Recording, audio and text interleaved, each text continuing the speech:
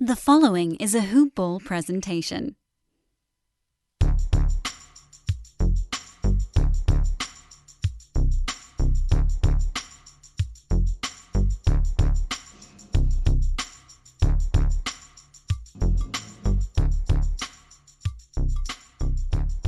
Hello, and welcome to the Hoop Ball DFS Today podcast.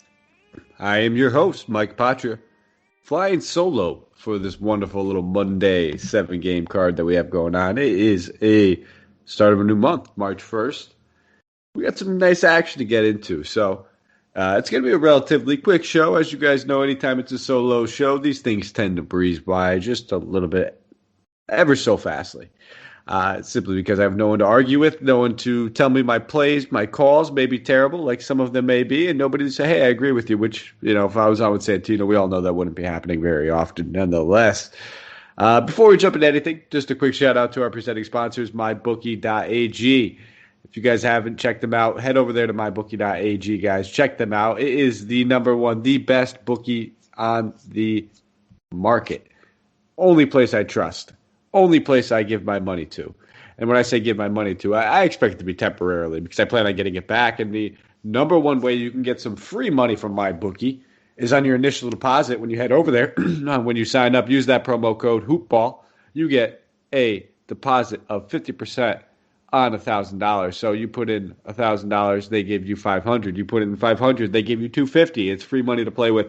And maybe you don't want to bet sports. We'll head over there and check out their fully fledged casino platform. All the table games, all the slots, all the things that you can imagine at your local gig. You can get over there at mybookie.ag, and they are absolutely fantastic, guys. Check them out. Can't recommend them enough. Mybookie.ag, and that promo code is HoopBall. And while you're out there, guys, check out Manscaped. So many products, so many good things you can check out over there, guys. I talk about them all the time.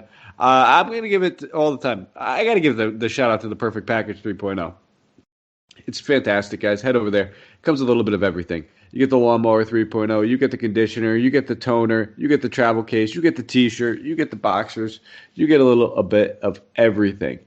Nice low price. And if you use that promo code HoopBall20, you get 20% off plus free shipping. Makes it even cheaper. Makes it that much easier. All right. We got 7 games to get to. 7 p.m. Eastern Standard Time game is when this starts. Dallas Mavericks travel to Orlando. They're taking on the Magic in this one. 226 game total. Dallas favored by 6.5 points right now. As far as an injury report is concerned, keep an eye on it. Things are going to change, I'm sure, by the time we hear about this tomorrow. But as of right now, for the Mavericks, Josh Green, well, these guys are G League guys, as we know. Tyler Bay, Josh Green, Nate Hinton, all the G League. Kristaps Porzingis is probable, though. For the Magic, Cole Anthony, James Enos, Markelle Fultz, Aaron Gordon, Jonathan Isaac, all ruled out. So pretty much what we're used to for the Magic for the past about month or so at this point. But let's talk about this Mavericks team. As you guys know, I am a Mavericks fan, but there's not a lot to love in this one. Outside of Kristaps and Luka Doncic, when both these guys are in the lineup, those are the heavy hitters for the Mavericks. There's not many other guys that we could trust. Hardaway, Richardson, Brunson, they're all priced pretty much accordingly. And if you want to take a fly on one of those guys, whether it's a GPP dart throw, they're pretty relatively safe for cash. Hardaway and Richardson can get you down below that 25 mark at that price tag. So maybe, like I said, GPP dart throws, got a tingle in my throat, so you'll hear me taking a couple sips of water and Powerade and things like that. And yeah, I'm feeling it over here tonight, guys, so I do apologize. And as far as the front court, not too interested in the guys like that. I'm not looking at Kleber. I'm not looking at Cauley Stein. Like I said, if Porzingis is healthy, and he is probable, he's expected to play in this one, I'm not going to have any interest in anybody outside those two guys. I expect Porzingis to be able to take advantage of this matchup that he has. They even might go big, probably see somebody along the lines of like Ken Burch starting. Nonetheless, it's a great matchup for him. It's just going to be dependent on the minutes, and you guys know how I feel about Luka Doncic. He's been playing every single slate. I prefer a few of the more expensive guys that we'll get to in a little bit, whether it's Nikola Jokic, Joel Embiid if he actually plays, or one of the guys over there in Brooklyn. I prefer those guys over it. So push comes to shove, I don't think I'll have too much Doncic, but I won't argue with you. If you want to play him, look at Doncic. On the other side of the ball, looking at this Dallas team, Nikola Vucevic getting up there, Vucevic, getting up there at 10-2. He's absolutely worth it. He's absolutely crushing it. Again, I just talked about a few other guys. I'd rather spend up on, and I'll probably stick going that way. But this dude has shot at least 23 shot attempts. At least 22 shot attempts over the last 4 games. Can't argue with the usage. It should continue to be there. He's an absolute stud, but just doesn't probably end up making my final cut. Looking at some of these other guys on there, Fournier and Ross, both these guys getting priced up as well. 6,700 for Fournier, 6,400 for Ross. On DK, I'll probably take a pass on both these guys as well. This is, the game total's not bad. 226 game total. There's going to be some juice on the bone in this one. Just not a lot of guys. Like it feels like it's almost one of those toss-up random moments right here where, it could be Ross, it could be Fournier. On the other side, it could be Hardaway, it could be Richardson, it could be Brunson. If you're building multiple lineups, I don't mind taking stabs at these guys. But in your single entries and your cash games, it's kind of hard to trust these guys, especially now when you're looking at Fournier at 6,700. That just feels a little bit too expensive for me. Looking at some of these power forwards over here, though, Minu starting to play his minutes in the low 20s. They're creeping up there. Not a great value right here. He's not a great point per minute guy, but the minutes should slowly start to creep up, especially with Aaron Gordon still remaining out. If he gets 25 or 38, I like that price tag. That's probably it. Michael Carter-Williams has been a guy that I've been playing here and there, but, minutes in the mid-20s, he really needs to start to pick up the scoring for us to be able to rely on him. So I'll probably take a pass. So as you guys see, not a lot of love in that game right there.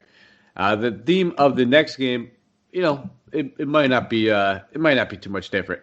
Indiana Pacers traveling to Philly, take on the Sixers in this one. For the Pacers, injury report: Malcolm Brogdon and Jeremy Lamb are both being considered questionable. Excuse me. Wow, that's getting bad. I apologize about the tickle in the throat right here. Trying to muscle through this one. Karis LeVert, Cassius Stanley, TJ Warren, all ruled out. And then for the Sixers, Joel Embiid and Tobias Harris are both questionable. Harris, we know, dealing with that knee injury. Paul Reed is out. No game total, no spread for this one. We only actually have 2 game totals at the time of recording. This is the night before. So for the Pacers, coming into this one, Malcolm Brogdon sat out that last one. With that one, we saw TJ McConnell try to start, and he absolutely smashed. So in that case, again, TJ McConnell would probably draw the start again. 6,100. He's getting a nice little price hike. He paid that off and then some in that last one, but he played 46 minutes, shot 61% from the floor. But we know what he's good for. He's going to get you steals. He's going to get you assists. If he starts, you're probably looking at, low teens points-wise, and a couple of rebounds getting chipped in here and there as well. So against his former team, the narrative, sure. I don't love it. I think he's, fairly safe for cash. Maybe I'll probably pivot off him in tournaments, just knowing that a lot of people probably go there for the ownership. Lamb being out as well, we should see fair good minutes from, Aaron Holiday, Doug McDermott, Edmund Sumner. I say out, but he's not ruled out yet, but he banged the knees, and it looked like a severe injury. Left the game, didn't come back. I'm not going to say severe like he's out for a while, but it was significant enough because it was on the same knee that he had surgery on, and he missed time with over the past. So I'm expecting him to sit out of this one. So keep an eye on that shooting guard position. I think we can get some decent value between Holiday, Sumner. Those would be the 2 guys I lean to immediately just because they're dirt cheap. They're bottom of the barrel. If this game gets out of hand, they still play. So I do have some interest in both those value plays. Now, on the Philly side of the ball, if Harris is ruled out, Sabonis 10-1 should be able to have a cakewalk in this matchup. They probably play a little bit of Mike Scott on him. Again, another 10K guy that we have to make a choice between. Do I prefer him over Doncic? No. So he's probably still at the bottom of the barrel. Thinking this through, probably not making the cut. So that's it. That's all I'm playing right there. It's going to be a little bit of McConnell and some cash games, and I'm going to look at some of that value if Lamb/Brogdon happen to sit out of this one. On the Philly side of the ball, Tobias Harris, questionable. Joel Embiid, questionable. Now, if Embiid just plays, probably not too interested at 10-6. Too many guys I like on this slate priced up. I think Ben Simmons at 8-8, a little bit priced up for my liking, but in the case that Embiid and Harris both ruled out, that gets thrown out the window. So again, I mentioned it often on the show. Maybe it's just the first time tuning in. This is a night before podcast. There's a lot that's going to be in. There's going to be a lot that gets out. There's going to be things I say that don't matter. Maybe by the time you even listen to this, I hope that doesn't happen. I hope we're pretty up to date on it, but it happens. So I'm going to try to give the best analysis that I can with the news that we have available. Now, yeah, Simmons is definitely in play. Both those guys sits. I'm not playing him if both of them play. If one of them sits, he definitely gets a bump, but he's still pretty priced up for his price tag. Now, if either one of these guys sits, these are the guys I will look at, the ancillary pieces. Your Seth Currys, your Dwight Howard. If Joel Embiid sits, I do not mind playing Dwight Howard at all. This is a big matchup. They'll probably start Mike Scott, but I still prefer Dwight Howard over Mike Scott. Mike Scott, not a great point per minute guy. Korkmaz should get a significant run. Thibault will get significant run if both these guys sits. So it's that simple. Follow positions. Embiid sits, you're looking at more of the front court guys. As far as Howard, Harris sits, you're looking at more of the usage guys as far as guys taking shot attempts. Harris is one of the best deep ball shooters. Without that, expect most of those to go through Korkmaz and Seth Curry. Moving on, next game, 8 p.m. Eastern Standard Time game. Denver Nuggets traveling to Chicago. They're taking on the Bulls in this one. Bulls, they do not have an injury report simply because their game got postponed. Raptors, they were scheduled to tip off against them today. Raptors didn't have enough bodies due to health and safety protocols, so the game got postponed. Bulls should be expected to play in this one against the Nuggets, though. For the Nuggets, JaMychal Green, R.J. Hampton, Gary Harris, Paul Millsap, all ruled out. No game total, no spread for this one. Looking at the Nuggets, I talked about a few guys spending up on them. Yeah, Nikola Jokic, definitely working it. The Joker, 100%. 10-8, love him. Love this matchup for him. Should be able to bully his way through Wendell Carter Jr. He has his way with these kinds of centers. Banging 50 points, has a 60-plus upside here. No problem for one of the MVP front runners right now. Murray, a little priced up. As much as I love him in this matchup, probably won't go there at 8-9. Just seems like there's a lot of guys that are just a little too priced up. 8-3, 8-4, I can see that. 8-2 is probably where he should be. Other than that, I'm good. Michael Porter Jr., almost the same thing. 2 games back-to-back, 35 DK points, has 10 rebounds over the last 3 games on average. I have no problem looking at him in this matchup. He definitely gets a boost. But at that price tag, I just feel like the juice is better than just squeezing Jokic. So I'll go there. I'm fine with it. And then, I don't mind taking advantage of some of these other guys that might get a few extra front court minutes. We've been seeing Will Barton take advantage of, no Gary Harris. But it might just be Campazzo through, man. 4,100. I'm cool with it. It is what it is. If you need a decent value play, cash games, tournaments, he has that steal upside where he could rack up 3 or 4 of those steals, get you 5 or 6 assists, even in limited minutes. We know how bad the Chicago backcourt is. As long as Gary Harris is out, he should be a foundational member of this rotation, regardless of Monte Morris. And I even prefer him over Monte Morris for $800 cheaper, despite Monte Morris maybe playing a few more minutes in this matchup. So they're both in play, but it's attacking the backcourt, and then it's looking at Jokic for me on this Denver side of the ball. Sliding over to the Chicago side of the ball, we're going to kind of have to see what's going on with this whole mess. Again, buckle up, guys. It's COVID season. It's health and safety protocols. But this is going to be a tough matchup for everybody, regardless. I won't be looking at the front court. I'm good with Wendell Carter Jr. and Thad Young. Both of them priced appropriately. I don't like to target anybody going against Jokic. I just expect decent foul trouble. If I'm looking anywhere, probably going to be looking more towards Kobe White, 63. Still don't love that play. Satoransky at 4K. And Garrett Temple at 44. I like those value plays. They're decent, modest value plays. Not guys that I'm making foundational pieces of my lineup and I'm building it around. But guys I wouldn't mind if I landed on. I feel comfortable with their floors. Occasionally they'll give us that nice little ceiling game. But this is going to be a rough matchup for Chicago. Not one I'm looking to target. Denver, their defense isn't anything spectacular. But their offense is capable of giving some issues and blowing a game out quickly where you're immediately starting to look at the bench. Next game, 8 p.m. Eastern Standard Time game, 4th game of the night. Utah Jazz traveling to New Orleans, take on the Pelicans in this one. We do have a game total, 234.5. Jazz favored by 6.5 points in this one. For the Pelicans, J.J. Redick is questionable. And on the Jazz, nothing to be concerned with. Should be a pretty interesting game over here.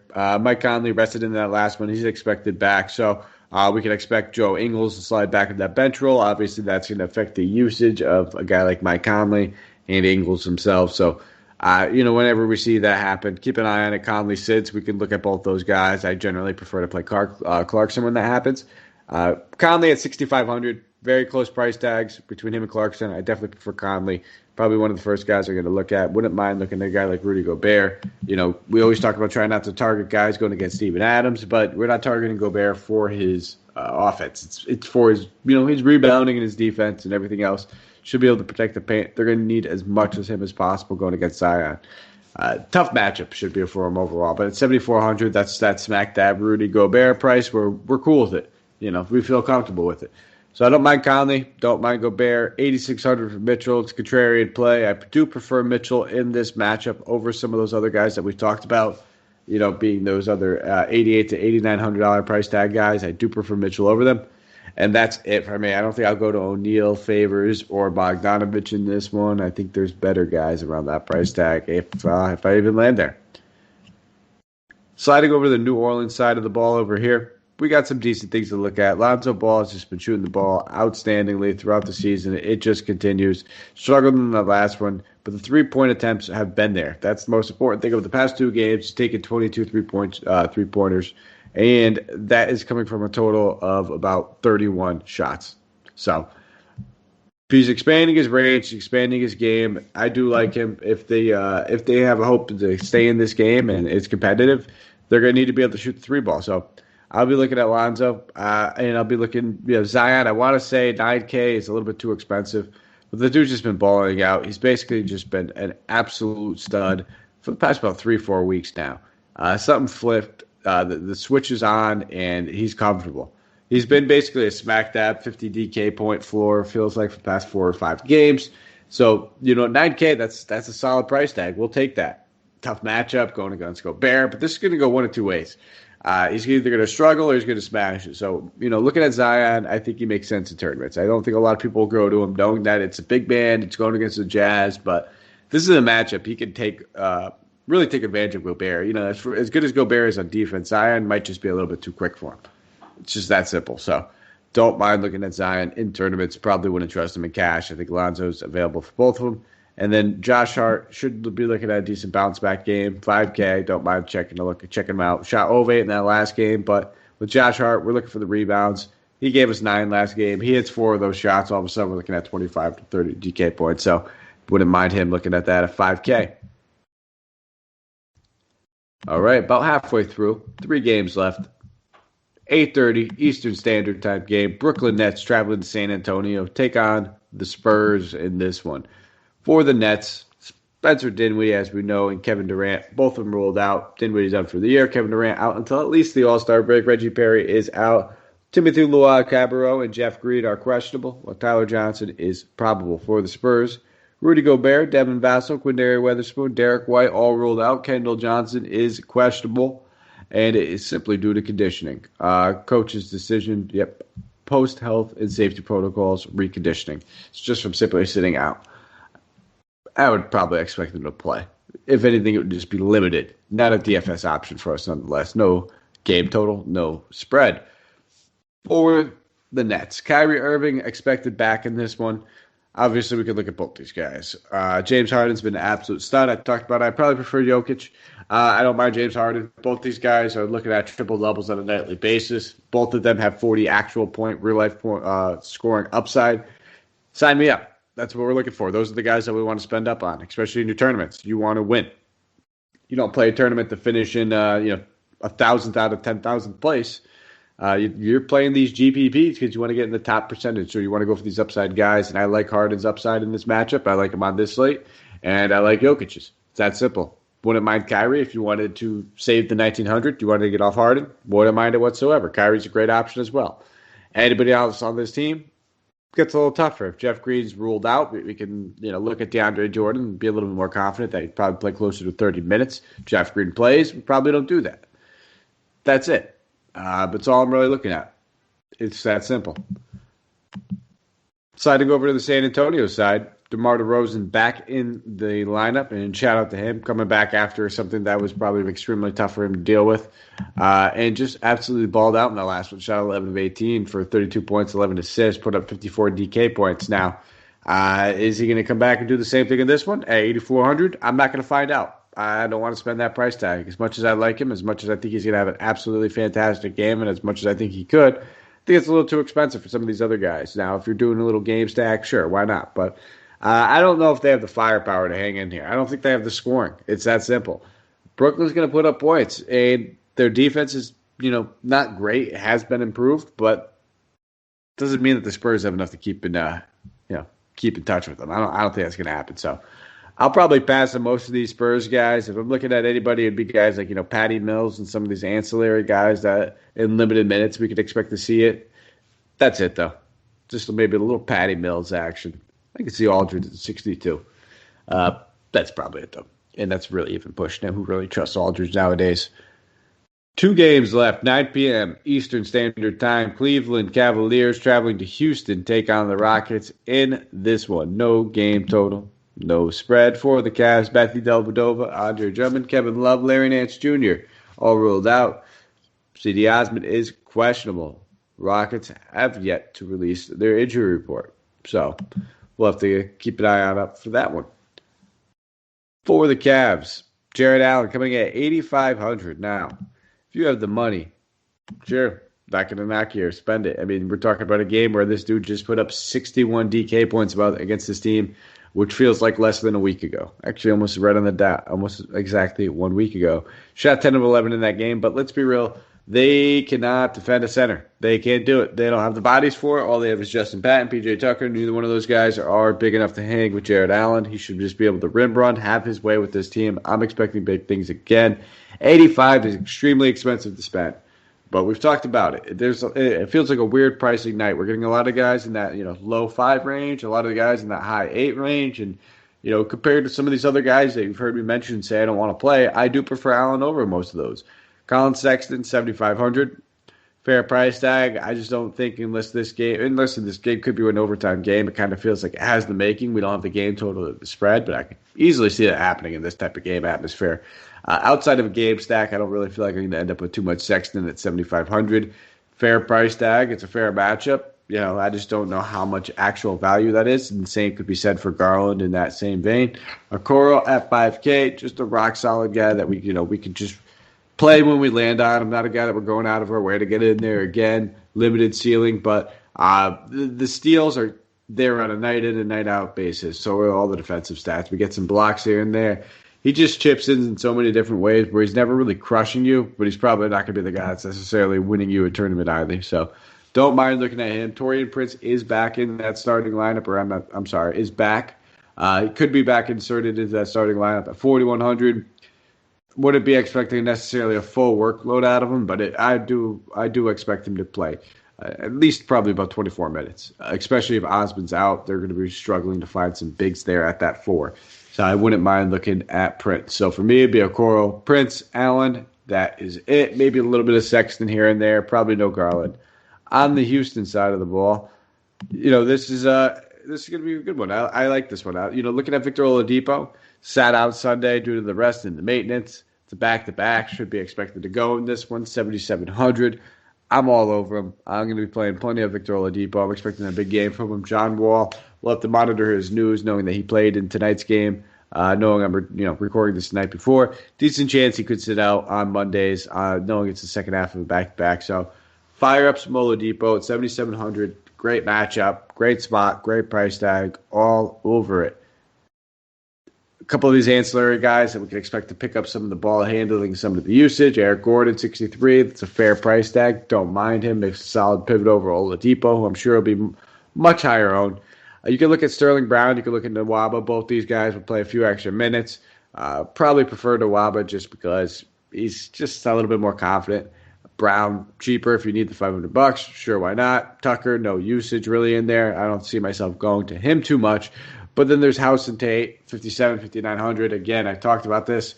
Feels like it's just like purgatory between that 52 and 5,800 range where there's so many options. The same thing between the 84 and 8,900 range where you have to pick and you have to make some decisions. Who do we want to play and who don't we want to play? Well, I prefer just to spend up on Oladipo or Eric Gordon as opposed to those two guys.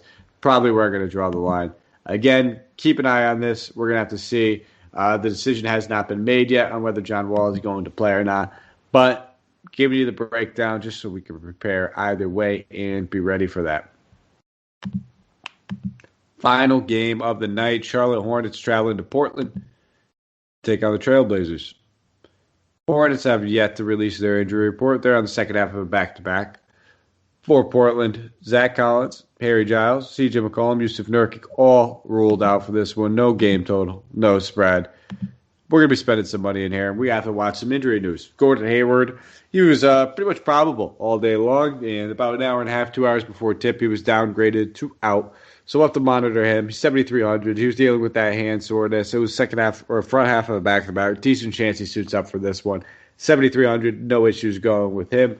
LaMelo Ball at 8,700. Now, I love targeting this backcourt. It's a little bit expensive. I don't think I'm going to end up going there 8,700. We talked about so many guys at this price tag.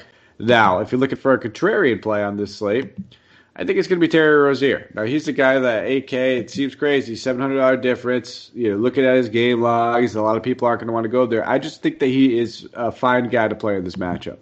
I think it's very tournament related. I think it's very contrarian. Do I trust him in cash and single entries? No, not whatsoever. Actually, hell no. No, I wouldn't.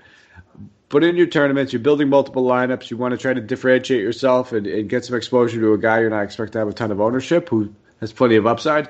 I think Rozier's your guy right there. Malik Monk has been just on fire. If Hayward sits, usage should be even easier. Regardless, it's Devontae Graham that we need to continue to see sit out, and it looks like he probably will miss this one again for Monk to have that usage in that bench role where he's basically facilitating and scoring. But this dude's just been lights out from deep. And at 5,500, getting up there in price where, you could probably go somewhere else for cash. But, again, in tournaments, still fine. As long as he's hitting those shots, as long as he's shooting as hot as he is, there's no reason that we can't look at him. Sliding over to the Portland side of the ball, one of the guys another one I want to spend up on. Damian Lillard, 10-4. Hard not to love him in this matchup. Fantastic. We know that this Charlotte team has just been bleeding backcourt points all season long. Lillard is at 10-4. There's only two other guys I talked about that expensive, knowing even though there's about 10 on this slate, what it feels like. If I had to rank them in order, it would probably start with Jokic at number 1, Lillard number 2, James Harden number 3. Love all these guys, though. I think they're all very, very much in play. Canner, 7-2. Should be a fine matchup. Cody Zeller, doubtful, did not play tonight. I'm sorry, ruled out. So Canner should have his way if that matchup happens to happen again. No Cody Zeller, Biyombo, or we'd probably see Paul Washington Jr., PJ Washington Jr., shout out Josh Lloyd. I love the nicknames that he comes up with. Absolutely crushes it. And they're just catchy. So I got to give it to him. Paul Washington Jr. I don't even know if that's his nickname or his actual name, so I just got to give him his cred when it's due. That's one of the first things I think of. I think he's got a couple other ones I gotta think of off the top of my head. Great job over there, though, Josh. Absolutely smashing it. Good buddy of the show. Good buddy of Hoopball. So that's probably it for me, man. It's really tough. I think Gary Trent priced up. We're starting to see a lot of these guys priced up. You can never go wrong with Covington. Couple down games over the past ones, but he seemed like he was really starting to turn the corner over the last month.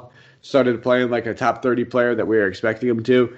Absolutely just picking up all those defensive stats, really making up for the time, averaging a 111 now on the season. So I don't mind him. He's got the upside. He's got a pretty solid floor.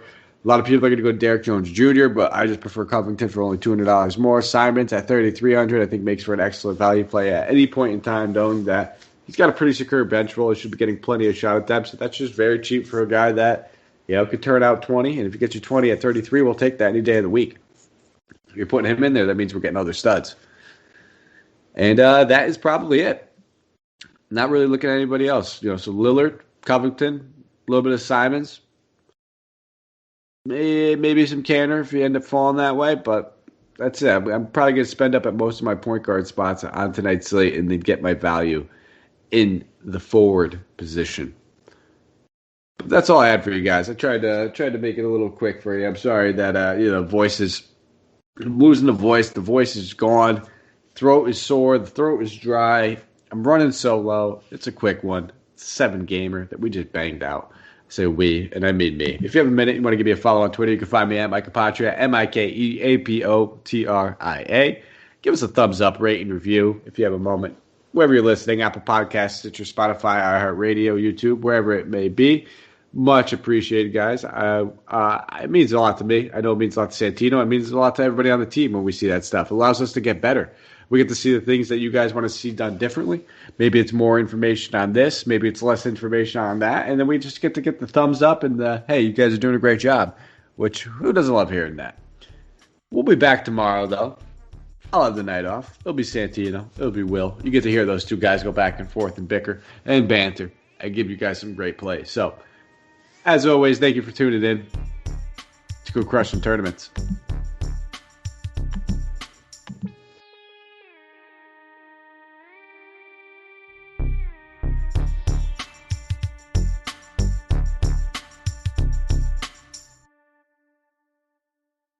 This has been a Hoop Ball presentation.